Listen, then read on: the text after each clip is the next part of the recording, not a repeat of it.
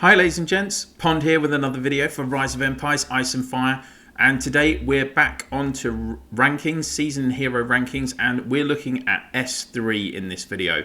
So I've already compiled rankings for season 1 and season 2, and similar to those seasons, obviously I'm kind of looking at it from a perspective of how good these heroes are in season 3 itself, so how competitive they're going to make you, also how flexible they are, how versatile they are in terms of how many other heroes they can work with in formations, and also looking at longevity.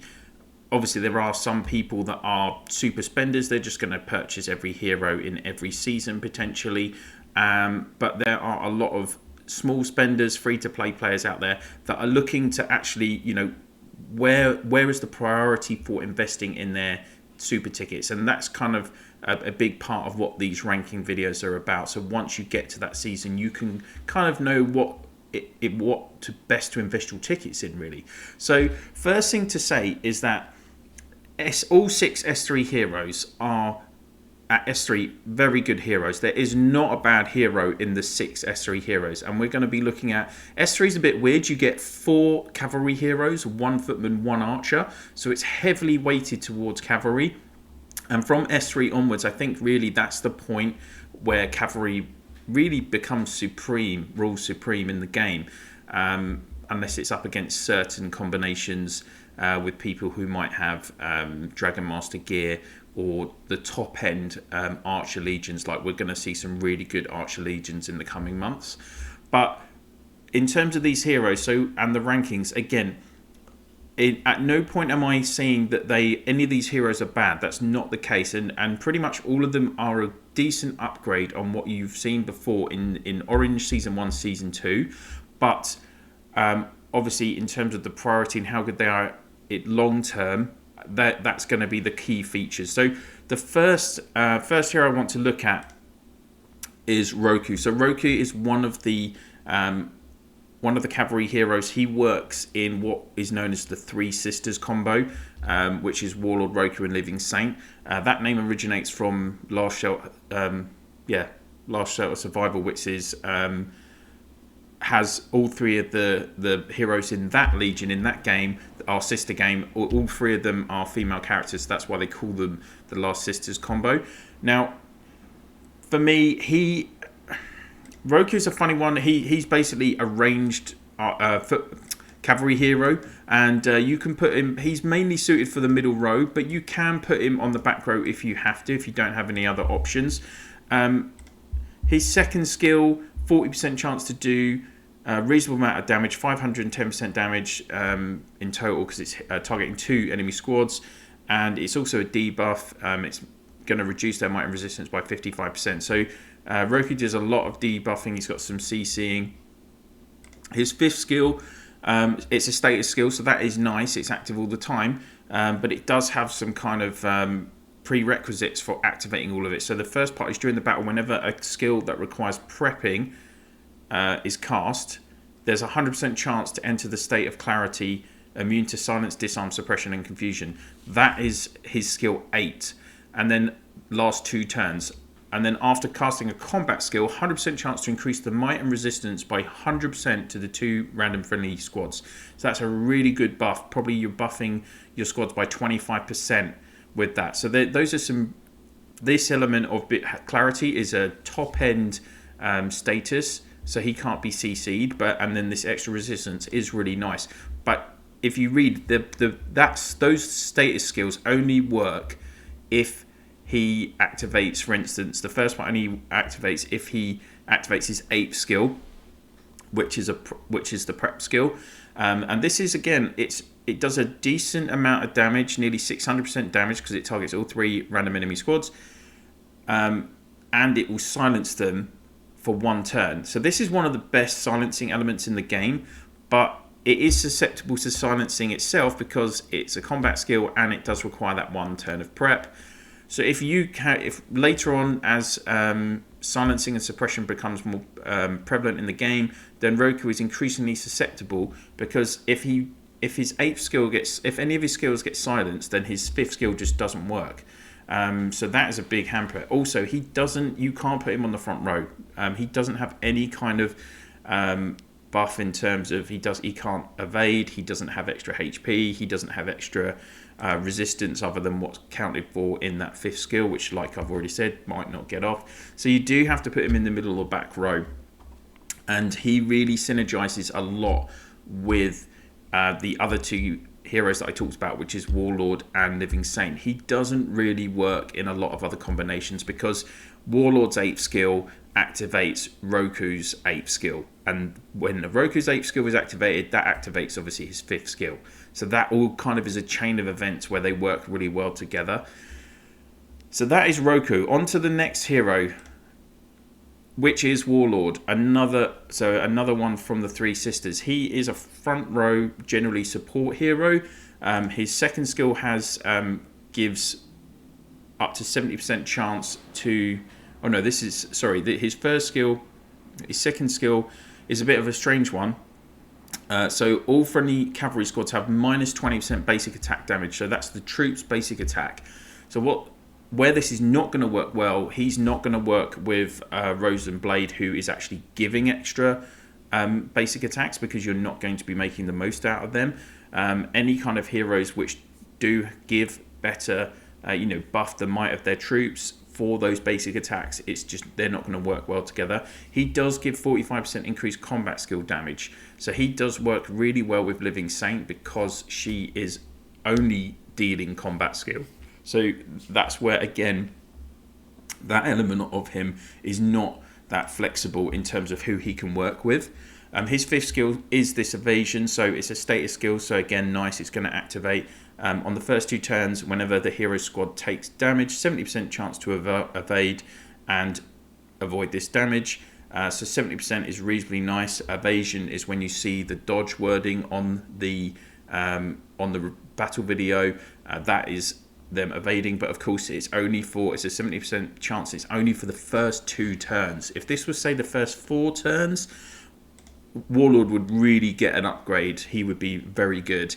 In terms of but I mean, at least that is some protection that he's given himself. Extra cavalry speed and 20% resistance from his 6th skill, and then it's might on his 7th. So he's not the best front row hero either in terms of his tankiness. He doesn't have any extra HP, which is like the key stat for front row heroes. So again, I wouldn't say he's like top of the line.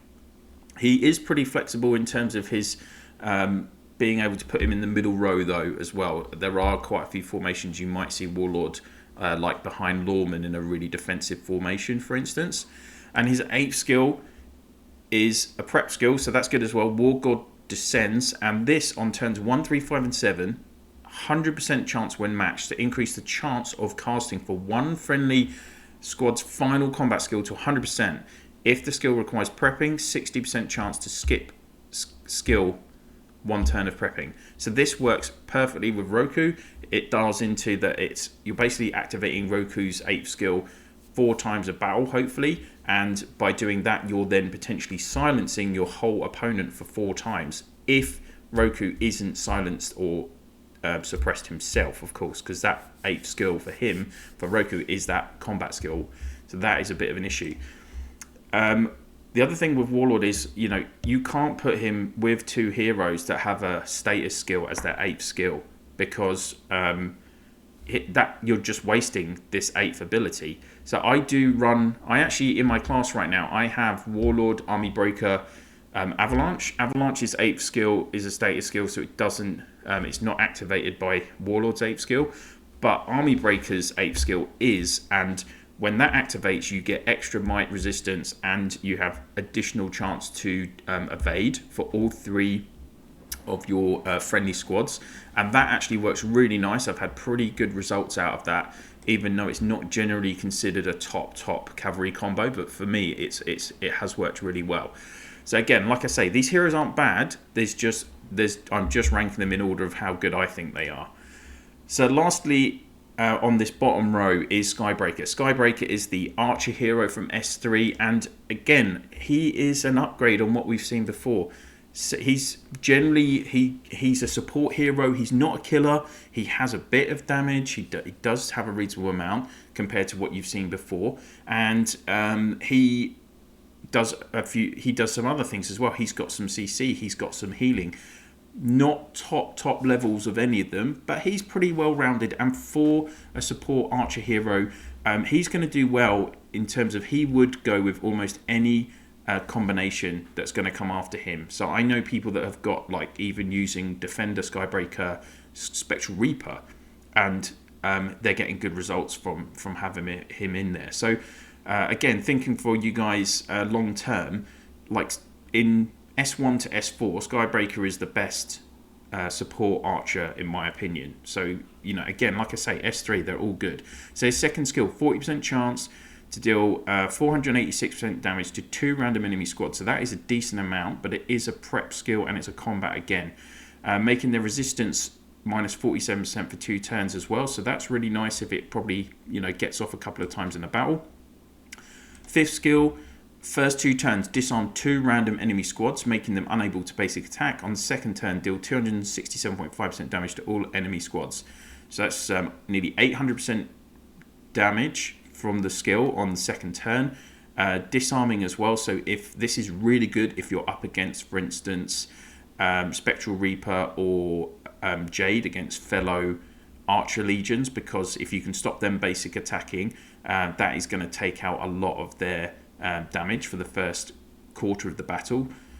His sixth skill, it's standard, just might and resistance bonus with a bit of extra combat speed, which might help if he's on the front row, which he would be at S3 if you were up against like footmen, but it won't help if you're up against cavalry. And then 7th skill is extra resistance, so that does give him a bit of tankiness, I guess, if you were to put him on the front row. And then his 8th skill, combat skill again, and it does require prep again. It's only 35% chance to deal 343% damage to 2 random enemy squads, so that's 686 damage. So it's okay, but it's very low chance again.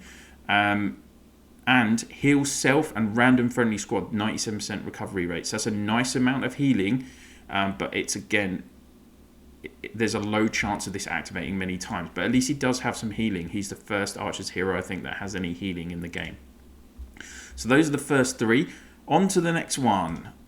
It is Living Saint. So Living Saint is the back row hero in the 3 Sisters combination. So you would run them Warlord, Roku, Living Saint. And like I say, these guys are all kind of linked together. So let's have a look at Living Saint. She is a very good hero, killer hero, in terms of what she does. And she's got some interesting, unique effects in how she operates. So her first skill targets 3 random enemy squads. Fortunately, again, it's combat and requires prep, 35% chance. But if it gets off, you're talking about 1,000% damage in total, because it's 3 times 334.5. So that is really high damage just from a skill 2. Skill 5, 30% chance, again low, but it will target all 3 enemy squads to deal 255% damage to all enemy squads. So that's 765% damage. These are high numbers, guys. Like, Living Saint is probably the best killer hero in the game at this point, from seasons 1 to 3, in terms of the damage that she does from her skills 2, 5, and 8. And look at the second bit of this as well, making them unable to recover units. So at S3, if you're up against, if you were up against those archers that have Skybreaker, it's going to stop him healing. If you're up against footman legions who have big healers, like Bleeding Steed, etc., then again, and say if in later seasons you're up against, for instance, like a Bleeding Steed, Skander, Desert Storm combo, which all 3 of them have healing, then this is going to be, she is one of the few heroes that can put a stop to that, which is going to make a big difference in being able to kill them quicker. And again, it lasts 2 turns. So if this activates a couple of times in the battle, you're preventing troop recovery for half the battle, which is a very good ability. 6th skill, it's extra might, resistance, and damage, as you'd expect from a cavalry, from a back row hero, and extra might on the 7th skill.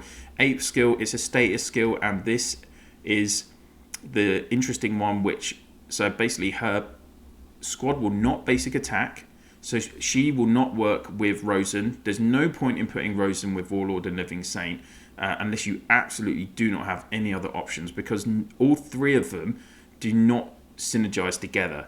they're not helping each other. So that it's a pretty bad combo to run. You're not going to get great results from that. So that is one downside with Living Saint. She's not going to, you don't want to use her with support heroes which are buffing or improving basic attack abilities, because her squad do not basic attack at all. You're just going to see the disarm signal on each basic attack. But what it does do is deal 301% skill damage to a random enemy squad within range, and that is guaranteed every turn. So 8 times is 2,400% damage guaranteed, basically.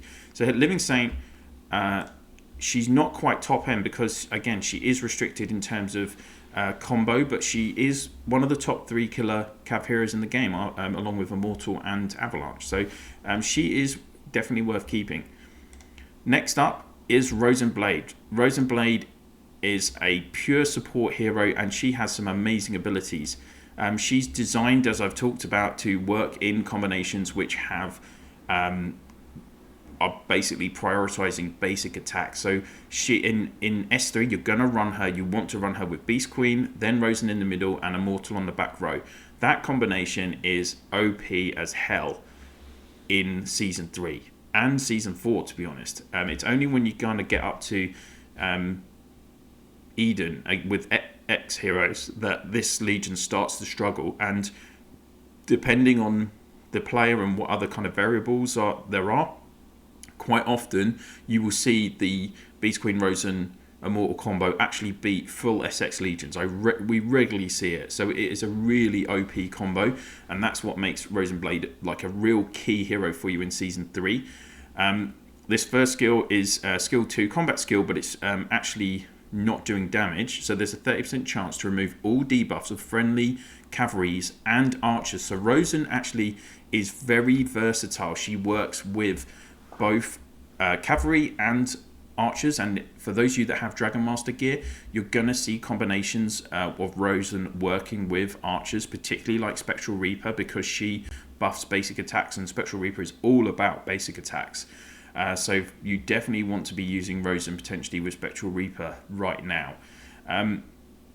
So she gives 30% chance to remove all debuffs of friendly cavalry and archers, and give their basic attacks 25% chance to cause 1 turn suppression lasting 1 turn. So, you know, that is, if you're doing extra basic attacks, then you're getting at least you're getting 75% chance kind of each turn, because she's it's 25% 3 times, right?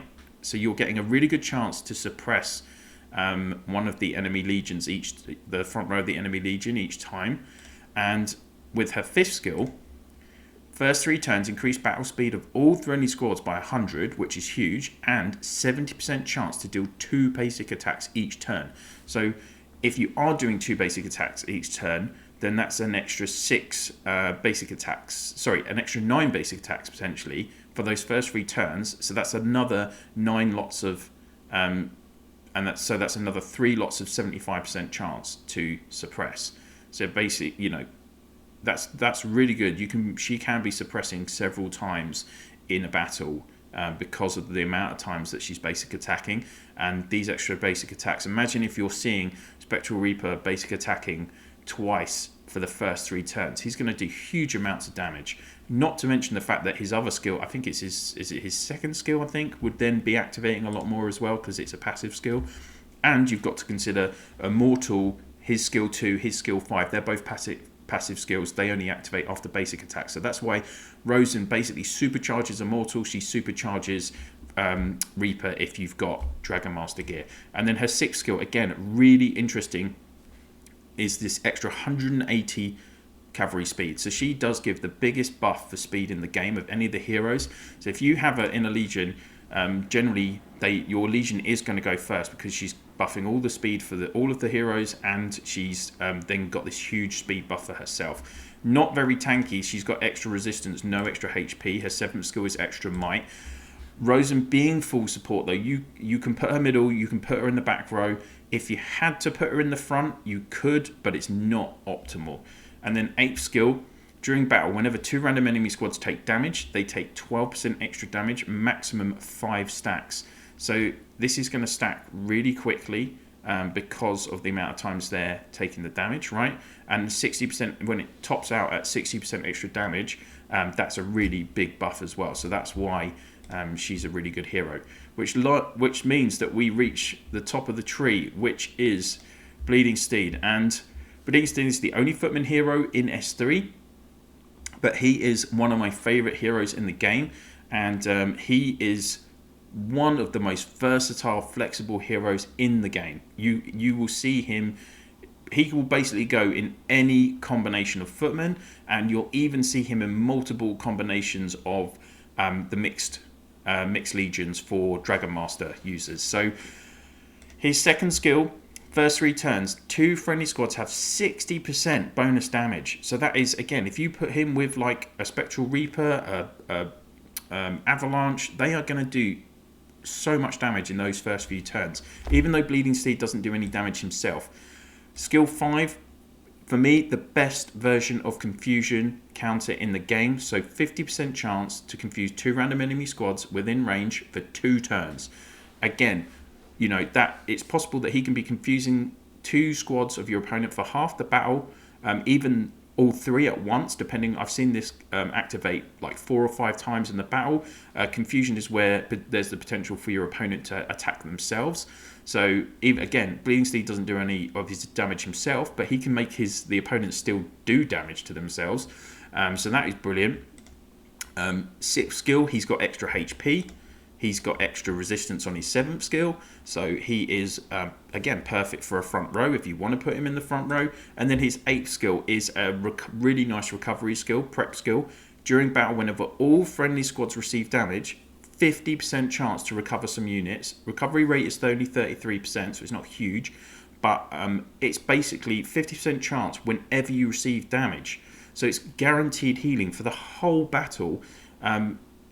He's just absolutely on point. And you'll see actually in the best combinations document, he is on there in 17 different combinations for footmen and for the mixed group. And he is actually in 2 of the top 3 footmen combinations, even now in SX, and we're in SX5. So 4 seasons on from in our sequence in the game, we're in our kind of 3rd season of Eden, which is S7 effectively. But if you're looking at it in terms of the total seasons in the game, even 6 seasons on, he is still in the top 3 heroes for footmen. I mean, you're not going to stop using Bleeding Steed. He's absolutely fantastic, and that is why he would be my number 1 priority at S3. If you compare it to the others, Rosen Blade is on the best combo sheet 15 times, Living Saint's on there 4 times, Warlord's on there 4 times, Skybreaker's on there 4 times, Roku's only on there twice. So that is the kind of, level we're talking at here. Now, let's just have a look. The last thing to talk about is combos that you might want to run at this stage. So for footmen, this is going to be the best combo for you. Peacebringer, Bleeding Steed, and then Jade Rakshasa on the back. Archers, you want to put Skybreaker on the front row because he's slightly better, tankier than Inquisitor and Witch Hunter for your archers. And then there's 2 cav combos to talk about. The first is the 3 sisters. So Warlord, Roku, Living Saint. That is going to work great in seasons 3 and 4. Honestly, like I say, all 6 of these heroes are really good. Particularly during S3 and S4. It's only once you're getting into Eden and SX heroes that they start to fall away. For this Cavalry Legion in particular, the 3 Sisters combo, it's not so effective against most Season X heroes. But again, for those 2 seasons, it's very, very good. And of course, at the top is the Beast Queen Rosen Immortal combo. This combo is absolutely key for you big cav players, or all players. Like I've said before in my S2 video, Immortal is such a long-term hero. Rosen works really well. If you're going to have a cav combo that focuses on basic attack, or you want to put Rosen with in a mixed combo if you're a Dragon Master user, there's so much flexibility there. Beast Queen as well. great skills, has 3 prep skills. Like, you know, she's going to be good against heroes, and the more and more heroes are going to have suppression or other forms of CC in the game, and like she's kind of got a decent defense against that. She's not so susceptible to that. So yeah, that is a really key combo, and for me, I know that those ratings come from the best combo sheet. They're not my personal ratings. But so shout out to Don Blon and Barber for the use of their sheet again in my video. But they are still, you know, I would rate that higher, that combo. That combo can potentially be 9.7, 9.8 easily. It beats a lot of full SX heroes. So there we go, guys. That is season 3. I hope you've enjoyed the video. If you have, why not click on that like? And of course, if you disagree with me or have a different point of different view, a different point of opinion on these heroes, then I'd be really interested to hear your views. Again, this is just my personal view and kind of looking at how they're ranked on the best combo sheet. I use that kind of information, what I know from other players that I've been playing the game with, and my own experience. I have all of these heroes in at least one account, so I do have a good experience of using them in the game. And like I say, I'm not saying any of them are bad, I'm just saying some are better than others. So please do pop a comment there. If this is one of the first videos you're watching my channel, why not click on that subscribe and ring the bell so you get notifications whenever I'm dropping videos on the channel. And if you could please share my channel in your alliance chat, province chat, and through line, WhatsApp, Viber, Discord, whatever you use to communicate with your fellow players in the game, that would be absolutely brilliant. Thank you so much for watching, and I'll see you soon.